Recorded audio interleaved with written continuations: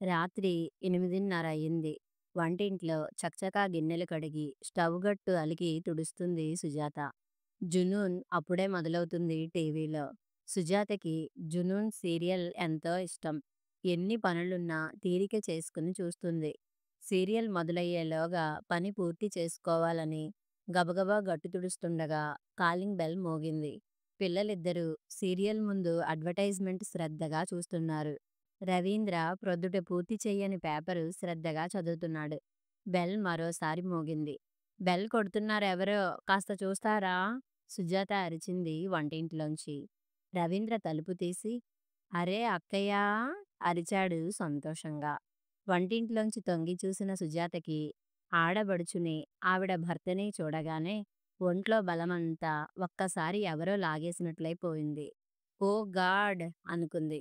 ఇప్పుడు మళ్ళీ వండాలా భగవంతుడా అన్న ఆలోచన రాగానే నీరసం ముంచుకు వచ్చింది. గెస్టులు, దగ్గర బంధువులు వచ్చిన సంతోషం లేకపోగా విసుగు, కోపం, చిరాకు, నీరసం అన్నీ వచ్చేస్తున్నాయి సుజాతకి ఈ మధ్య. ఇంట్లో చాకిరీ, బ్యాంకు ఉద్యోగం, పిల్లలు, వాళ్ళ చదువులు, బస్సు ప్రయాణాలు, వీటన్నింటితో కొంపలో ఎప్పుడొచ్చి పడదామా, తప్పక ఇంత వండి పడేసి ఎప్పుడు పక్క మీద వాల్దామా అని ఎదురుచూసే 1,90,000 మంది ఉద్యోగినులలో సుజాత ఒకర్తి. హైదరాబాదులో, కాపురంలో చుట్టాల తాకిడి ఎక్కువే. అందులో ఇటూ అటూ రెండు వైపులా బంధుజనం ఎక్కువే అవడంతో ఏ పెళ్ళిళ్ళకో, పెళ్లి చూపులకో, ఆస్పత్రి పనులకో, ఉద్యోగాల ఇంటర్వ్యూలకో, కాలేజీ సీట్లకో ఎవరో ఒకరు వస్తూనే ఉండి చుట్టాలంటే విసుగొచ్చేసింది సుజాతకి. కాస్త 4 రోజులు రొటీన్‌లో పడి, హమ్మయ్య అని ఊపిరి పీల్చుకునే వేళకి ఎవరో ఒకరు దిగుతూ సుజాత సహనానికి పరీక్ష పెడుతున్నారు. సుజా, అక్కయ్యొచ్చింది. రండి బావగారు. రవీంద్ర బావగారి చేతిలో సూట్కేస్ అందుకుంటూ ఆహ్వానించాడు. నిట్టూర్పు అణుచుకుని, మొహాన రాని నవ్వు పులుముకుని, రండి వదినగారు, ఏమిటి కబురన్నా లేకుండా వచ్చారు? అంది సుజాత. హఠాత్తుగా బయలుదేరాల్సి వచ్చింది. ఫోన్ చేద్దామంటే మీ పక్కింటి వాళ్ళు లేనట్లున్నారు. 2 సార్లు చేసినా ఎవరూ తీయలేదు. సరే, ఎలాగో సాయంత్రం వచ్చేస్తాం. పరవాలేదు, ముందు తెలియపరచకపోయినా అనుకుని బయలుదేరాం. రైలు 2:30 గంటల ఆలస్యం అయింది. ఆడబడుచు అంది. ఏమిటి? ఏమైంది? అంతా కులాసాయేనా? నీ ఒంట్లో బాగుంది కదా? రవీంద్ర అడిగాడు. అదేనోయి, మీ అక్కయ్యకే ఈ మధ్య ఒంట్లో బాగుండడం లేదు. అక్కడ లేడీ డాక్టర్ యుటెరస్ ఆపరేషన్ చేయాలంటుంది. ఓసారి ఈ ఊళ్ళో మంచి డాక్టర్‌కి చూపించి సలహా తీసుకుని డిసైడ్ చేద్దామని బావగారు చెప్పారు. అలాగా? అయ్యో! చెప్పనే లేదే! సుజాతకి మంచి గైనకాలజిస్ట్ తెలుసు. చూపిద్దాంలెండి. ఈ రోజుల్లో ఈ ఆపరేషన్‌లు మామూలయిపోయాయి. ఆస్పత్రి పని అంటే కనీసం 2, 3 రోజులు. ఆ పైన ఆపరేషన్ ఇక్కడే అంటారు. సుజాతకి ఆలోచించడానికే భయం వేసి వంటింట్లోకి వెళ్ళింది. జునూన్ లేదు, ఏం లేదు. మళ్ళీ వంట, గిన్నెలు కడుక్కోవడం. గొంతులో దుఃఖం అడ్డుపడింది సుజాతకి. బియ్యం కడిగి కుక్కరులో పెట్టి 4 వంకాయలుంటే వేయించడానికి తరగసాగింది. నయమే మధ్యాహ్నం చారు పారేశాను కాను అనుకుంటూ ఫ్రిడ్జ్ నుంచి చారుగిన్నె తీసింది. పెరుగు కాస్తే ఉంది. నిన్నటి పెరుగుంటే ఇది అది కాస్త కలిపింది. వాళ్ళు స్నానాలు అవి చేసి వచ్చేలోగా వంటయిందనిపించింది. ఏం మరదలి మొహం అలా వాడిపోయింది? ఒంట్లో బాగోలేదా? పాపం మళ్ళీ వండాల్సి వచ్చింది. ఈ వెధవ రైలు ఎప్పుడూ ఆలస్యమే అంది కమల. ఆ ఏముందిలే, వంటెంతసేపు? అన్నాడు రవీంద్ర. సుజాత మొగుణ్ణి మింగేద్దాం అన్నట్టు చూసింది. వంటెంతసేపుట? వండితే తెలుస్తుంది. అందులో పని అంతా అయిందనుకున్నాక మళ్ళీ వంట అంటే ఎంత విసుగు? ఈ మగాళ్ళకేం ఎంత సులువుగా వంటెంతసేపు అంటున్నాడు. కసిగా అనుకుని రాణి నవ్వు పులుముకుంది. ఈయనగారికి ఈ అక్కగారిని చూస్తే చాలా ప్రేమ. 6 పిల్లల్లో ఆఖరివాడు ఇతను. పెద్దావిడ ఆవిడ. తల్లికి ఒంట్లో బాగోలేకపోతే అక్కగారే అస్తమాను తమ్ముణ్ణి ఎత్తుకోవడం, ఆలనా పాలనా చూసేదని ఈయనకి, ఆవిడకి చాలా అటాచ్‌మెంట్. మంచిదే. అక్కా తమ్ముళ్ళ ప్రేమలు తనకేం అభ్యంతరం? ఏటొచ్చి చాకిరీ చేయడానికే ఈ ఏడుపు అనుకుంది. వాళ్ళ భోజనాలు కానిచ్చి, పిల్లల గది వాళ్ళకిచ్చి, కొడుకుని తమ మంచాల మధ్యలో పడుకోపెట్టి, కూతురికి డ్రాయింగ్ రూమ్‌లో దివాన్ మీద పక్క వేసింది. వాళ్ళింకా కబుర్లు చెప్పుకుంటూనే ఉన్నారు. 10 దాటాక ఇంక కూర్చోలేక "నేను పడుకుంటానండి. కాస్త తలనొప్పిగా ఉంది" అంది సుజాత ఆడబడుచుతో. "పడుకో అమ్మా! పాపం పొద్దున్ననగా లేస్తావు" అన్నారు శేషగిరిరావు గారు అభిమానంగా చూస్తూ. "బతుకు జీవుడా" అనుకుంది సుజాత. తలగడ మీద తల ఆంచగానే ఒళ్ళెరగకుండా నిద్రపోయింది. ఉదయం 5 గంటలకే అలారం పెట్టినట్టే మెలకువ వచ్చేసింది. నిద్రపోయాక కాస్త ఫ్రెష్‌గా ఉందనిపించింది సుజాతకి. రోజూ ఒకటే రొటీను. 5 గంటలకి లేచిన దగ్గర్నించి ఒకటే పరుగులు. కప్పు కాఫీ కాస్త కూర్చుని తాగి ఎంజాయ్ చేయడానికి కూడా తీరికుండదు. టిఫిన్, వంట చేస్తూనే పిల్లల్ని లేపి తయారు చేయడం, పక్క తీయడం, ఇల్లు గబగబా తుడిచి, పిల్లలకి టిఫిన్ పెట్టి, నలుగురికి లంచ్ బాక్సులలో చపాతీలు పెట్టి, పిల్లల పుస్తకాల దగ్గర్నించి సర్దిపెట్టాలి.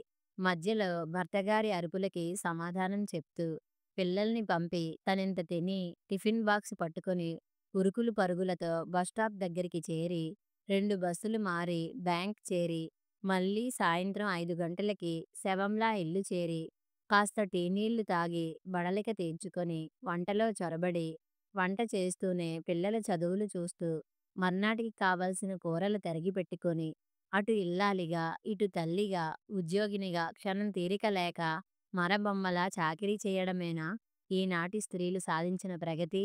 అన్న సందేహం సుజాతకి వస్తుంది. ఆదివారం వస్తే మరింత పని.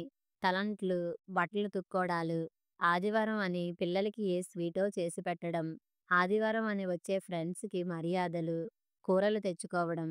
ఇదా జీవితం అంటే? బొత్తిగా జీవితం ఇంత మెకానికల్ అయిపోయిందేమిటి? చక్కగా తనకి నచ్చిన ఓ మంచి ఇంగ్లీష్ నవల చదివి ఎన్నాళ్ళయింది? థియేటర్‌కి వెళ్ళి సినిమా చూసి ఎన్ని ఏళ్లయింది? హాయిగా ఏ టేప్ రికార్డరో పెట్టుకొని సావకాశంగా తనకి నచ్చిన పాట విని ఎన్నాళ్ళయింది? కిలోమీటరు దూరంలో ఉన్న గార్డెన్ కన్నా ఎప్పుడన్నా వెళ్లారా తాము? చదువుకోవడం, ఉద్యోగం, పెళ్లి, పిల్లలు, చాకిరీ. ఈనాటి స్త్రీ ఎంతలా నలిగిపోతుంది ఇంటా బయట? తరచూ ఈ ప్రశ్నలు సుజాతలో తలెత్తుతున్నాయి. ఈ మధ్య ఆడవాళ్లు చదివి, ఉద్యోగాలు చేస్తూ సాధిస్తున్నదేమిటి? ఇంటా బయట నలిగిపోతూ, మగవాడి బాధ్యత సగం భుజాన వేసుకుని కుంగిపోతున్నారు తప్ప వాళ్ళకేం ఒరుగుతుంది? ఎకనామికల్ ఇండిపెండెన్సా? రవి కంటే 2, 3 వందలు తక్కువ తన సంపాదన. అయినా కావాల్సిన చీర ఒక్కటైనా కొనుక్కోగలుగుతుందా? నగలు అన్న దానికే ఆస్కారం లేదు. చీరలు, నగలు అటుంచి కనీసం విసుగ్గా ఉన్న రోజున ఆటో అయినా ఎక్కగలుగుతుందా? తను ఇంటి నుంచి తీసుకెళ్ళిన చల్లారిన చపాతీలు తప్ప ప్రక్కనున్న హోటల్‌కి కొలీగ్స్‌తో వెళ్ళి ఒక్క దోసన్నా తినగలుగుతుందా? ఎప్పుడు ప్రతీ నెల ఏవో అనుకోని ఖర్చులు, జీతం వచ్చిన రోజున తప్ప ఆ డబ్బు తన పర్సులో ఓ రోజన్నా ఉంటుందా? తన జీతం అంతా ఫ్లాట్ కొన్న లోనుకే సరిపోతుంది మూడొంతులు. మిగతాది ఏ పండుగలకో, ఏ చుట్టాలకో, ఏ గ్రైండర్ కొనడానికో, ఇంట్లో వస్తువుకో, పిల్లల బట్టలకో ఏమవుతుందో కూడా తెలియకుండా అయిపోతుంది. తన కొలీగ్స్ కొందరు ఇస్త్రీ మడత నలగని బారెడు వెంకటగిరి చీరలు కట్టుకుని వస్తారు. ఇవి చేయించుకున్నాం, అవి చేయించుకున్నాం అంటూ గాజులు, గొలుసులు చూపిస్తారు. తన సంపాదనతో తాను ఏం ఎంజాయ్ చేస్తుంది? ఇదంతా ఎవరికోసం? నీకోసం కాకపోతే? అంటాడు రవి. ఫ్లాట్ కొన్నా, టీవీ కొన్నా, ఫ్రిడ్జ్ కొన్నా అన్నీ తన కోసమే అంటాడు తెలివిగా. అంటే ఆడవాళ్ళ సంపాదనతో వాళ్ళకి కావాల్సిన చిన్న చిన్న కంఫర్ట్ ఇచ్చి, అదంతా తాను వాళ్ళ కోసమే చేస్తున్నాననడం. ఇదివరకు ఇల్లు నడపడం మగాడి బాధ్యత. ఇల్లే కొంటాడో, భూములే కొనేవాడో, నగలే చేయించినా, పిల్లల పెళ్ళిళ్ళు చెయ్యాలన్నా అదంతా భర్త బాధ్యత. ఇదివరకటి భార్యలే అదృష్టవంతులేమో! ఏదో తెచ్చి పడేసింది వండి పెడుతూ, పిల్లల్ని చూసుకుంటూ, లిమిటెడ్ కోరికలతో, వచ్చే డబ్బుతో తృప్తిగా బతికేవారు. అప్పటికంటే ఇప్పుడు ఆడదానికి ఒరిగేదేముంది? చదువుకున్నా, ఉద్యోగం చేస్తున్నా మగాడి అండనే బతుకుతుంది. మొగుడ్ని కాదని ఏ చిన్న నిర్ణయమూ చేయలేదు. ఇంట్లో సొంత డబ్బు ఖర్చు పెట్టాలన్నా భర్తగారి ఆమోదముద్ర లేనిదే ఏం చేయగలుగుతుంది? ఈ పిచ్చి ఆడవాళ్ళు ఏదో చదివి, సంపాదిస్తూ చాలా ప్రగతి సాధించినట్టు సంబరపడిపోతున్నారు అంతే. సుజాతకి ఒళ్ళు మండిపోయినప్పుడల్లా ఇలాంటి ఆలోచనలు వస్తాయి. అటు తను ఇంట్లో చాకిరీ, బయట చాకిరీ చేస్తూ నలిగిపోతుంటే, ఇటు రవి ఇంటి పని ఆడదాని బాధ్యత అన్నట్టు ప్రవర్తిస్తుంటే పుండు మీద కారం చల్లినట్టుంటుంది. ఉదయం 5 గంటలకి లేచి ఉరుకులు పరుగులతో తానంతా అవస్థ పడుతుంటే 7 గంటలకి సావకాశంగా లేచి హాయిగా కాఫీ తాగుతూ పేపర్ చదివే అతన్ని చూస్తే ఒళ్ళు మండిపోతుంటుంది. అసూయగా ఉంటుంది. వండి వాచక్కర్లేదు. చిన్న చిన్న పనులన్నా చేయొచ్చు. పక్కలు వేయడం, డస్టింగులు, పిల్లల పుస్తకాలు సర్ది పెట్టడం, రాత్రి ఇంటికి వచ్చాక పిల్లల్ని కూర్చోపెట్టి చదివించడం, బజారు సామాన్లు, కూరలు తేవడం లాంటివన్నీ చేయొచ్చు. నే కూరలు తెస్తే ముదురు, పుచ్చులు అంటావు. బజారు సామాను తెస్తే నూక బాగూలేదు, మైదాలో పురుగులు, ఆవాలలో ఇసక అంటూ వంకలు పెడతావు. నీవే తెచ్చుకో. ఓసారి బాగూలేవంటే రెండోసారి మంచివి తేకపోగా అసలుకే ఎసరు పెడతాడు. మరీ కోపం, విసుగు వచ్చి పక్కలు వేయమంటే దుప్పటి మడతలన్నా పోవు. ఎక్కడవక్కడే ఉంటాయి. డస్టింగ్ చేస్తే ఆ పనితీరు చూసి రెండోసారి చెప్పకుండా చేస్తాడు. ఫర్ గాడ్ సేక్ ఇంటికి వచ్చాక ఒక్క క్షణం కూర్చోనివ్వు అంటూ విసుగు. పిల్లలకి చదువు చెప్పమంటే విశ్రాంతులు వాళ్ళకే కావాలి, తమకేం అక్కర్లేదు. ఛ! అసలు తాను ఈ ఉద్యోగంలో చేరడం పొరపాటయింది. హాయిగా చదువయ్యాక పెళ్లి చేసుకుని ఇంటి పట్టున ఉండాల్సింది. మధ్యతరగతి ఇంట్లో పుట్టి, ఏదో చదివి, ఉద్యోగం చేసి ఉద్ధరిస్తున్నాననుకుంది. అప్పుడు అందుకే బాగా అయింది తనకి తగిన శాస్తి ఉక్రోషంగా అనుకుంటుంది. ఆలోచనలతో ఆవేశంగా చకచకా కూరల మీద కోపం చూపిస్తున్నట్లు తరుగుతుంది సుజాత. ఏమిటమ్మా మరదలా, నీ కోపం అంతా కూరల మీద చూపిస్తున్నావు? కమలమ్మ హాస్యంగా అంటూ పమిట కొంగుతో మొహం తుడుచుకుంటూ వంటింట్లోకి వచ్చింది. సుజాత నవ్వి, లేచారా? ఉండండి కాఫీ ఇస్తాను అంది ఫిల్టర్ తీస్తూ. రవీంద్ర మొహం కడుక్కొని డ్రాయింగ్ రూంలోంచి ఆర్డర్ వేశాడు. బావగారు లేచారు, మాకు కాఫీ ఇస్తావా అంటూ. ఎవరన్నా ఇంటికి వస్తే ఈయనగారు ఇంకా ఆర్డర్లు ఎక్కువేస్తారు. వంటింట్లోకి వచ్చి తీసుకెళ్ళొచ్చుగా అనుకుంటుంది. పిల్లలకి స్కూల్ డ్రెస్సులు తొడుగుతున్న సుజాత దగ్గరికి బెడ్రూంలోకి వచ్చాడు. సుజా, ఇవాళ నీవు సెలవు పెట్టు. అక్కయ్యని డాక్టర్ దగ్గరికి తీసుకెళ్ళు అన్నాడు చాలా క్యాజువల్గా. సుజాత మొగుడి వంక చురచురా చూసింది. నే సెలవు పెట్టాలా? ఈ నెలలో ఎన్ని రోజులు మానేశానో తెలుసునా? అప్పుడే 5 రోజులు. రమ్యకి జ్వరం వచ్చి 2 రోజులు. నాకు ఒంట్లో బాగోలేక 2 రోజులు. మీ రెండో అక్క వచ్చిందని 1 రోజు. నాకసలు కుదరదు. మీరే పెట్టి తీసుకెళ్ళండి సుజాత కటువుగా అంది. రవీంద్ర మొహం ఎర్రబడింది. లేడీ డాక్టర్ దగ్గరికి నే తీసుకెళ్ళాలా? బుద్ధుండే మాట్లాడుతున్నావా? ఏం తప్పేముంది? మీ బావగారు మీరు కలిసి తీసుకెళ్ళండి. లేడీ డాక్టర్ అయితే ఆడవాళ్లే తీసుకెళ్లాలని రూలుందా? రవీంద్రకి కోపం ముంచుకు వచ్చింది. మా వాళ్ళెవరైనా వస్తే నీ మొహం మాడిపోతుంది. నిన్న రాత్రి నుంచి చూస్తున్నాను. ఆ మొహం ఎలా ఉందో చూసుకో. ఎవరన్నా వస్తే ఏడుపు ఒక్కటే తక్కువ నీకు. భార్య మీద కోపం ఆ విధంగా తీర్చుకున్నాడు కసిగా చూసి. సుజాత చివుక్కున తలెత్తి రవీంద్ర వంక చూసింది. తన మీద వేసిన నెపానికి అవమానంతో గొంతులోకి దుఃఖం తన్నుకు వచ్చింది. పెదాలు అదురుతుండగా, అవును, మీ వాళ్ళొచ్చారని ఏడుస్తున్నానా? ఛ! ఎంత చేసినా, ఏం చేసినా మెప్పు లేదు ఈ పాడు బతుక్కి అని చేతిలో దువ్వెన విసిరికొట్టి వంటింట్లోకి వెళ్ళిపోయింది. రవి తన అక్కా బావ విన్నారేమోనన్న అనుమానంతో అవమానమనిపించి ముఖం మార్చుకున్నాడు. గదిలో భార్యాభర్తలు ఏదో అనుకోవడం విన్న కమలమ్మ సగం ఊహించింది. రవి, డాక్టర్ దగ్గరికి మేం వెడతాం లేరా? అడ్రస్ అది చెప్పు. పాపం సుజాతకి సెలవుండొద్దు అంది. నే తీసుకెడతాలే అక్కయ్యా, నాకు తెలుసులే ఆవిడ అన్నాడు. వదినగారు, నాకు సెలవు పెట్టడానికి కుదరదు. నే రావాలంటే ఎల్లుండి శనివారం హాఫ్ డే గదా, అప్పుడు తీసుకెడతాను కాస్త ఆవేశం దిగాక వంటింట్లోంచి వచ్చి అంది సుజాత. రవి మొహం ముడుచుకొని, ఎల్లుండి దాకా ఎందుకు, నీ తీసుకెడతానివాళ అన్నాడు. నీవు రాకపోతే కొంప మునగదు అన్న ధోరణితో. సుజాత ఇంక రెట్టించకుండా ఊరుకుంది. ఆడబడుచుకి అన్ని రకాల పరీక్షలు అయి మళ్ళీ నెలలో ఆపరేషన్ జరిపేట్లు నిర్ణయం జరిగింది. ఖమ్మంలో కంటే హైదరాబాద్లో మంచి డాక్టర్ కనుక ఇక్కడే చేయించుకోవడానికి నిర్ణయించారు అందరూ. మళ్ళీ నెలలో ఆపరేషన్ అనగానే ఇప్పటి నుంచి సుజాతకి భయం పట్టుకుంది. ఆపరేషన్ అంటే కనీసం 15 రోజులుండాలి వాళ్ళు. ఎలా భగవంతుడా నెగ్గుకు రావడం? అటు ఇంటి పని, ఇటు ఆఫీసు, ఆస్పత్రికి తిరగడం. ఏదో 2 రోజులు సెలవు పెట్టగలదు కానీ అప్పటి చాకిరీ తలుచుకొని ఇప్పుడే నీరసం వచ్చింది. ఛ! ఈ ఉద్యోగం వల్లే ఎంత సెల్ఫిష్‌గా ఆలోచించాల్సి వస్తుంది. ఖర్చు మాట ఎలా ఉన్నా పనికి భయపడి చుట్టపక్కాల అవసరంలోనూ రాకూడదని కోరుకుంటోంది. అతిథులు, అభాగ్యతుల రోజులు పోతున్నాయి. ఎవరికి వారే రోజులు వస్తున్నాయి. అక్కగారున్నన్ని రోజులు సుజాతతో ముభావంగానే మాట్లాడాడు రవి. వాళ్ళు వెళ్ళాక మనసులో కోపం వెళ్ళగక్కాడు. నీకసలు ఈ మధ్య మంచి మర్యాద అన్నది లేకుండా పోతుంది. వాళ్ళున్నది 3 రోజులు. నీ మొహం ఎలా మార్చుకున్నది నీకు తెలియదేమో కానీ, చూసేవాళ్ళు ఏమనుకుంటారోనని కూడా లేకుండా నీ అయిష్టం స్పష్టంగా చూపించావు. నీ ఉద్దేశంలో నా వాళ్ళెవరూ నా ఇంటికి రాకూడదని కాబోలు. కయ్యానికి కాలు దువ్వాడు.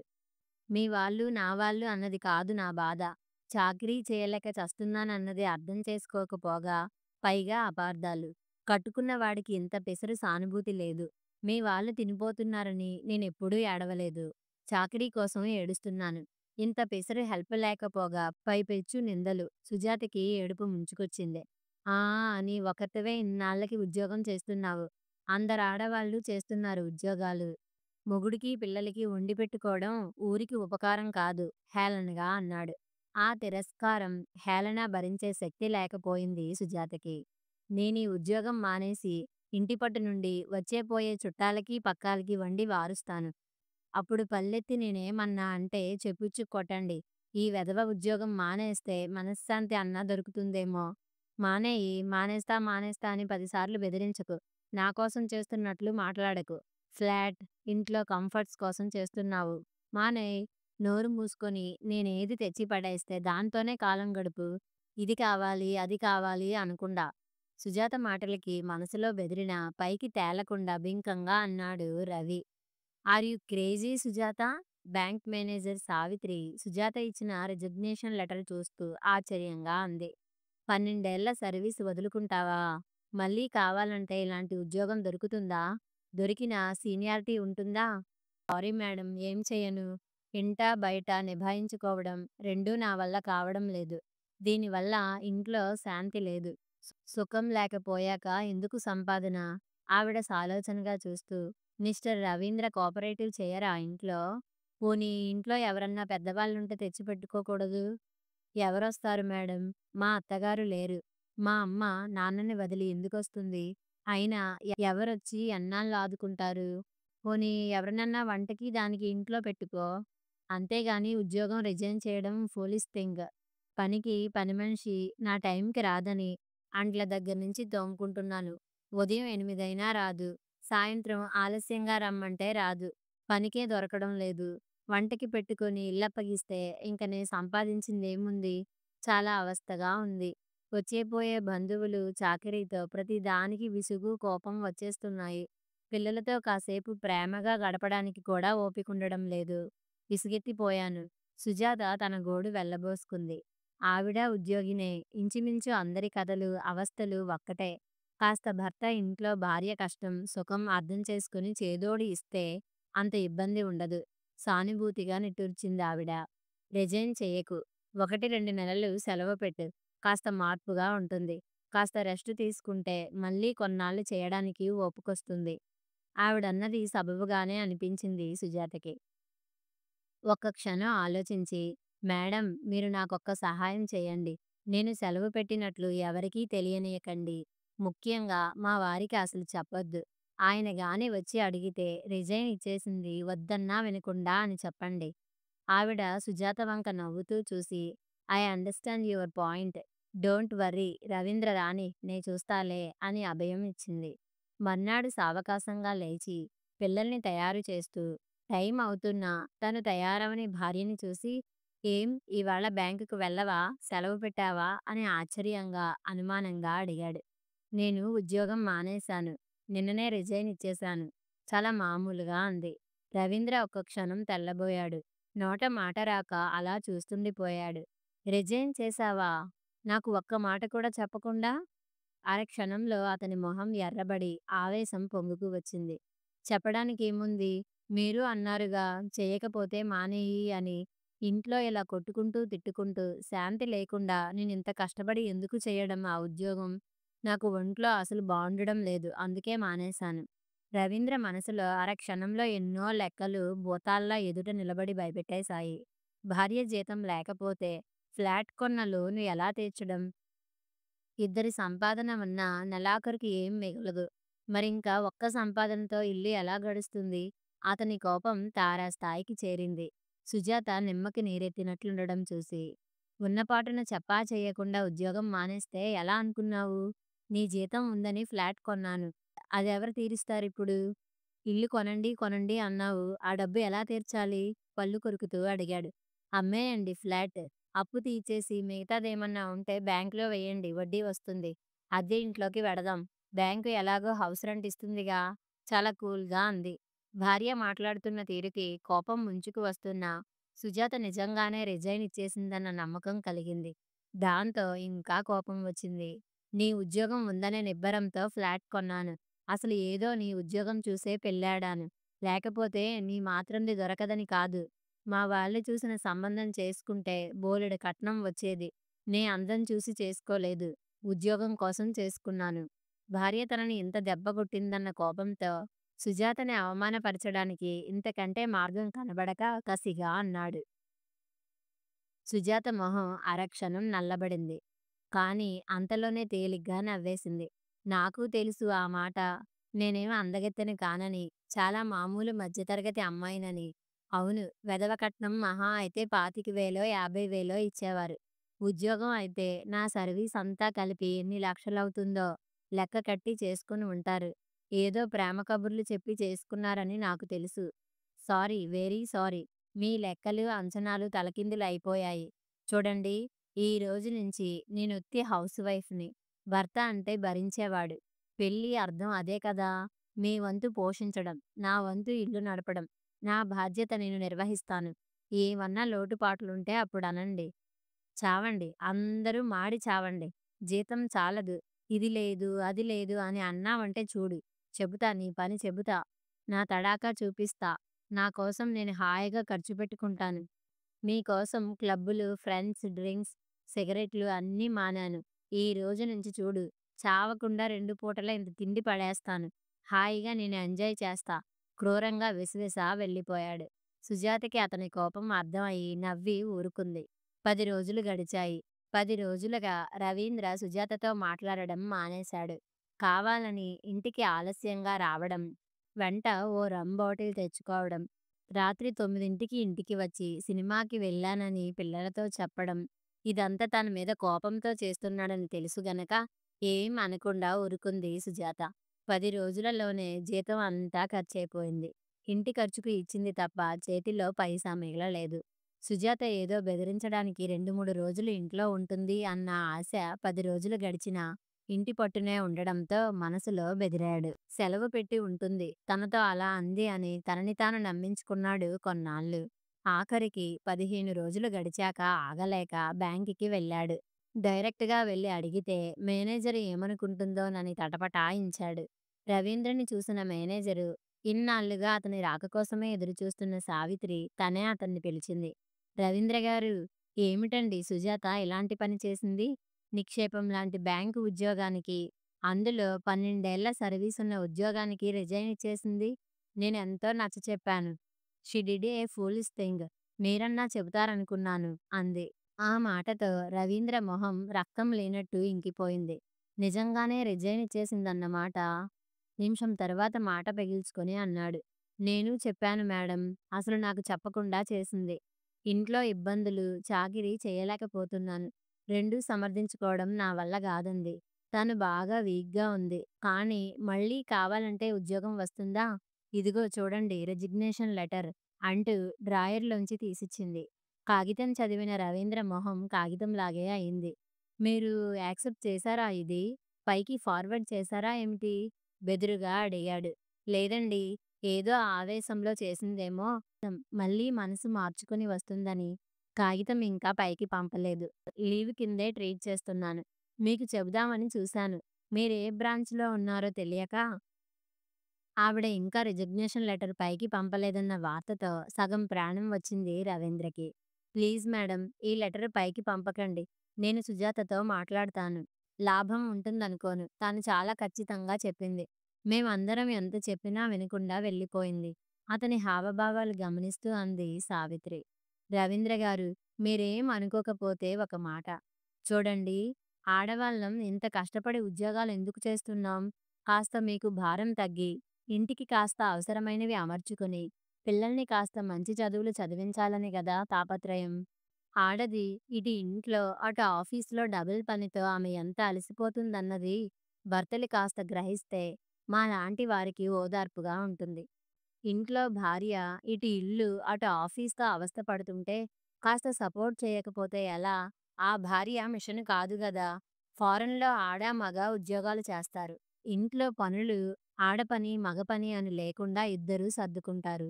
ఇదివరకటి రోజుల్లో సంపాదన మగాడి పని కాబట్టి, ఇంటి పనులు భార్య చూసుకునేది. ఇప్పుడు భర్తతో పాటు ఆవిడ సంపాదిస్తున్నా, మగాడి బరువు సగం పంచుకున్నా, ఇంకా ఇంటి పని ఆవిడ డ్యూటీ అంటే ఎలా అండి? ఆడవాళ్ళు తెచ్చే సంపాదన కావాలి కానీ, ఆవిడ బాధ్యత సగం తీసుకోమంటే ఎలా కుదురుతుంది? పిల్లల్ని కనడం, పెంచడం ఎలాగూ తప్పదు. పెద్దగా వంట వార్పులు చేయకపోయినా సగం సగం పనులు పంచుకోకపోతే ఆ భార్య పరిస్థితి ఏమిటో ఆలోచించండి. సుజాతకి ఎంత విసిగెత్తి ఉంటే గాని ఇలా రిజైన్ ఇస్తుందా? రవీంద్ర మొహం గంటు పెట్టుకు వింటున్నాడు. నా మటుకు నేను, మా ఆయన పనులు పంచుకున్నాం. వంట పని నాది. ఇల్లు సర్దడం, పక్కలు వేయడం, డస్టింగ్, నీళ్లు పట్టడం, సాయంత్రం పిల్లల్ని చదివించడం అన్నీ ఆయన వంతు. ఎవరికన్నా ఒంట్లో బాగోలేకపోతే ఆయన ఒకసారి, నేనొకసారి సెలవు పెడతాం. రెండేళ్లకోసారి ఎల్టీసీ మీద తప్పకుండా ఎటన్నా వెడతాం. రొటీన్ నుంచి బయటపడడానికి. చుట్టాలు వచ్చినా ముందుగానే వాళ్ళకి చెప్పేస్తాం. ఇంట్లో వంట చేసి పెడతాం. మీ పనులు మీరు చూసుకోండి అని. ఇలా ఇద్దరం ఫ్రాంక్‌గా మాట్లాడుకుని, డ్యూటీలు వేసుకున్నాక రిలాక్స్‌గా ఉన్నాం.